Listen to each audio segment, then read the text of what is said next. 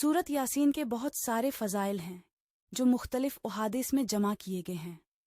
حضور اکرم نے ارشاد فرمایا، جو شخص دن کے اول حصے میں سورت یاسین پڑھ لیتا ہے اس کے پورے دن کی ضروریات پوری کر دی جاتی ہیں۔ جس شخص کا ہر رات سورت یاسین پڑھنے کا معمول ہو، پھر وہ شخص اپنے بستر پر مرے اللہ تعالی اس کو شہیدوں میں شامل فرمائیں گے۔ جو شخص رات کو سورت یاسین پڑھتا ہے اور وہ اسی حال میں صبح کرتا ہے تو اس کے پچھلے صغیرہ گناہ بخش دیے جاتے ہیں۔ سورت یاسین کے بے شمار فوائد۔ علماء کرام نے سورت یاسین پڑھنے کے بے شمار فوائد بتائے ہیں، جن میں سے چند مندرجہ ذیل ہیں۔ جو شخص سورت یاسین کی تلاوت بھوک کی حالت میں کرتا ہے وہ سیر ہو جاتا ہے۔